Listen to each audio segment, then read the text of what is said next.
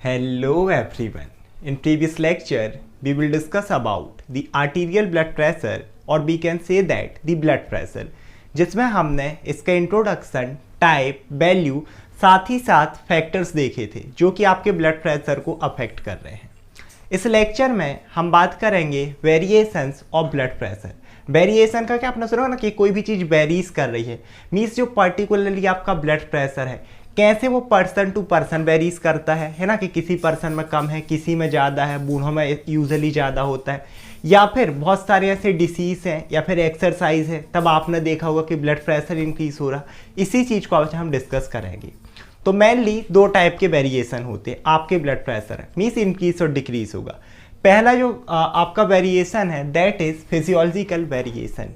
Physiological क्या, normal physiological process है ना जो हमारी बॉडी में होती है, उसके अकॉर्डिंग ब्लड प्रेशर में कब कब चेंजेस होंगे। सबसे पहला जो फैक्टर है दैट इज एज।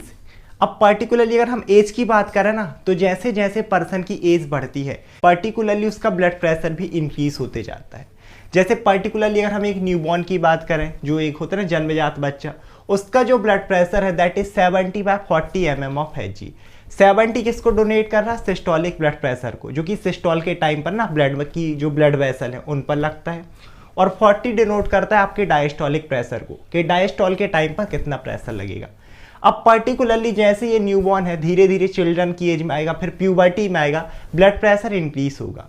और at the time of puberty means from puberty, हम प्यूबर्टी से लेके यूजुअली हम देखें तो यहाँ पर 20 है ना, 20 से लेके 45 तक की जो एज है यहाँ पर जो पर्सन का ब्लड प्रेशर है that is 120/80 mm of Hg। ये नॉर्मल होता है, यही बुक में रहता है, इतना हो जाएगा। और उसके बाद फिर हम देखा कि 45 से 70 तक ये फर्दर इंक्रीज होगा, that is 140/85 mm of Hg। Means इस एज में जब कोई भी पर्सन हम देखें ना 45 से 70 का है तो उसका सिस्टोलिक कितना चला जाता है 140 और डायस्टोलिक 85 mm ऑफ Hg। अब ये प्रेशर आप बोलोगे भाई ये तो बहुत ज़्यादा होगा, एब नॉर्मल हो गया। नहीं, ये पर्टिकुलरली ये जो एज है ना इस एज वाले पर्सन के लिए नॉर्मल ब्लड प्रेशर है वो इंक्रीज होता ही है। फिजियोलॉजिकल वेरिएशन है ना, बहुत सारी फिजियोलॉजिकल कंडीशन है, हार्मोन्स का रोल हो सकता है। हाँ, अगर इतना एक नॉर्मल पर्सन में है जो 20 का है तब एक बहुत वाली एक दिक्कत वाली बात है जिसे हम आगे डिस्कस करेंगे। इसके साथ साथ ये और भी इंक्रीज होता रहता है, जैसे ही पर्सन और 80 में जाएगा, वैसे जी जाए तो बहुत बड़ी बात है क्योंकि अब तो 50-60 ही जीना। इसके बाद जो हमारा नेक्स्ट फैक्टर है या फिर वेरिएशन है दैट इज जेंडर या फिर सेक्स, पर्टिकुलरली या मेल और फीमेल। तो ये क्या देखा गया कि जनरली जो फीमेल है ना उनमें ब्लड प्रेशर कम रहेगा, किससे, मेल से, और कितना, almost 5 mm of Hg less than male.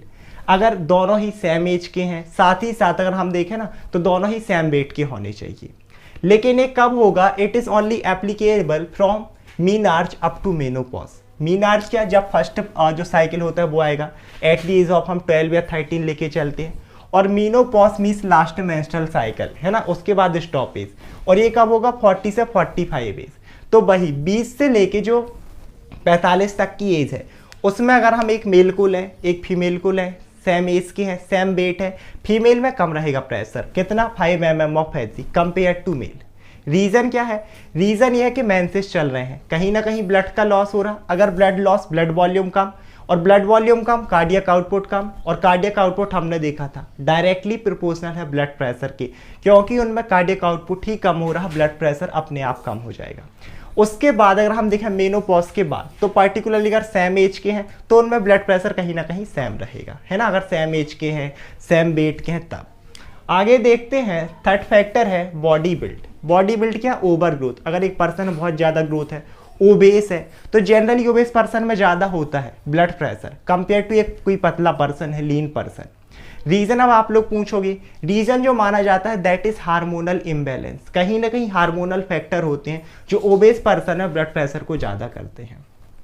अगर हम नेक्स्ट वेरिएशन देखें दैट इज आफ्टर मील्स, अगर आप खाना खाते हैं उसके 1 घंटे 2 घंटे तक आपका ब्लड प्रेशर इंक्रीज होता ही है। बोलोगे रीज़न क्या है भैया, रीज़न ये है कि हमने खाना खाया, सिंपल सी बात है, डाइजेस्टिव सिस्टम की फंक्शनिंग बढ़ी है क्योंकि उसे खाने को डाइजेस्ट करना है प्रॉपरली। अब उस चीज के लिए चाहिए एनर्जी, वो प्रोवाइड करता है ब्लड।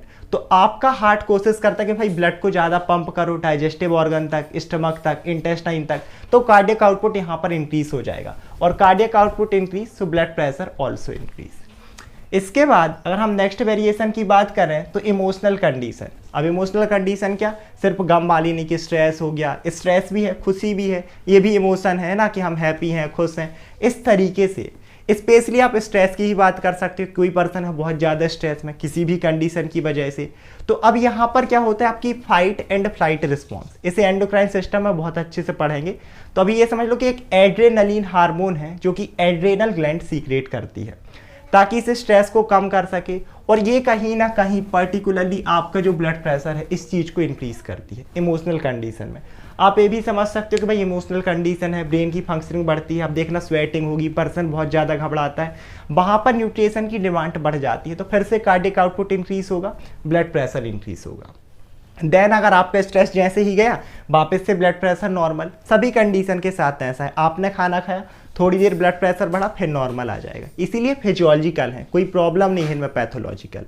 नेक्स्ट जो फैक्टर है दैट इज एक्सरसाइज। अब एक्सरसाइज आप कभी भी दौड़ लो थोड़ी देर, सिंपल सी बात है, आपको स्वेटिंग होगी, ब्लड प्रेशर, अपना हार्ट रेट इंक्रीज होती है, heart rate increase means cardiac output increase, blood pressure increase, क्योंकि बॉडी फंक्शनिंग कर रही है ना, न्यूट्रिशन चाहिए, ऑक्सीजन चाहिए।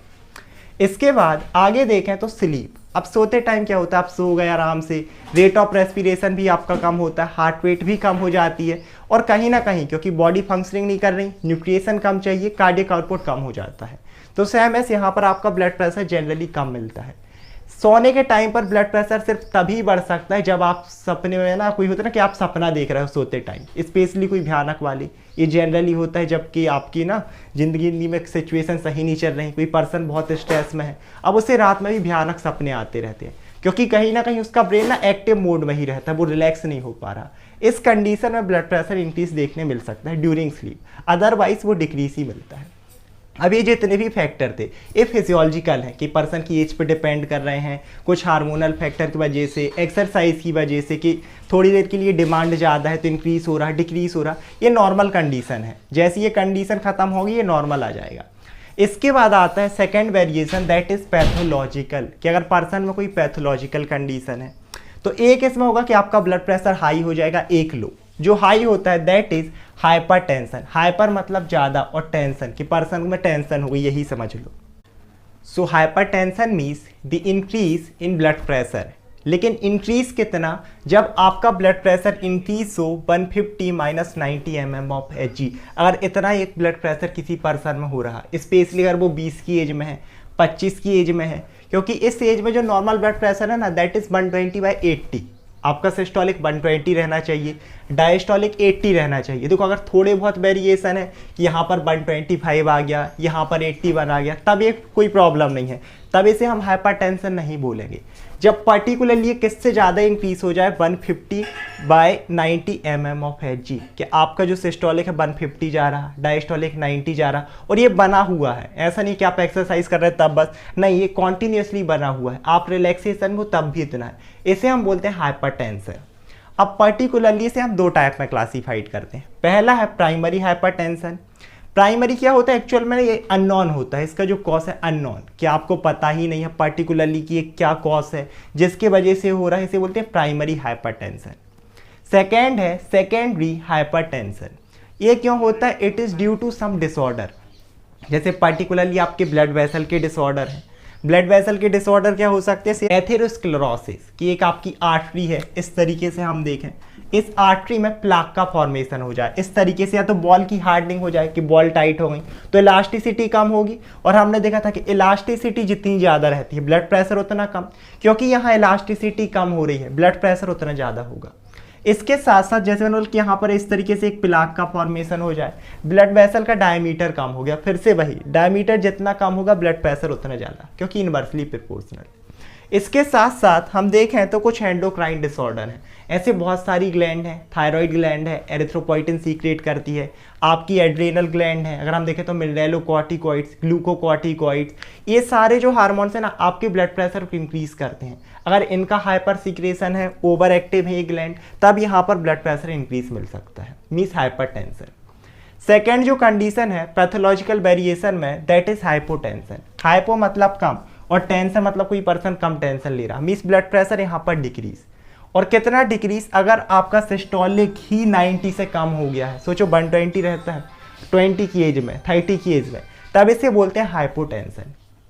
ये भी दो टाइप का, पहला है आपका primary due to unknown cause, और सेकेंडरी फिर से ड्यू टू, एक तो क्या हो सकता है कि यही एंडोक्राइन डिसऑर्डर, कि पर्टिकुलरली अब जो आपकी ग्लैंड थी है ना, जैसे हम देखें आपकी थायराइड ग्लैंड है, ये आपकी हाइपो एक्टिव हो गई है, कम हार्मोन का सीक्रेट कर रही है, कम थायरॉक्सिन। सेम एस आपकी जो एड्रिनल ग्लैंड है, पिट्यूटरी ग्लैंड है, इन सब का पूरा रोल है कि हार्मोन का सीक्रेशन कम हो गया जो कि ब्लड प्रेशर को बढ़ा रहे थे, जैसे एड्रेनलिन है। अब क्योंकि वो हार्मोन ही कम है तो ब्लड प्रेशर डिक्रीज होगा। इसके साथ साथ एक इंपॉर्टेंट चीज़ है मायोकार्डियल इन्फ्रैक्शन। मायोकार्डियल इन्फ्रैक्शन क्या होता है कि जो आपकी मायोकार्डियल सेल है, मीस मायो मीस मसल और कार्डियक मीस हार्ट, हार्ट की मसल सेल, मायोपेरिकार्डियम आप बोल सकते हो, अगर वो चीज़ें डैमेज होने लगेंगी, हार्ट का पंपिंग एक्शन डिक्रीज हो जाएगा, कार्डियक आउटपुट डिक्रीज होगा, मीस डिक्रीज इन ब्लड प्रेशर यहाँ पर देखने मिलता है। तो ये थे हमारे physiological and pathological variation. I hope आप लोग वीडियो समझ में आया होगा। If you really understood this video, please share this video. Thank you so much everyone.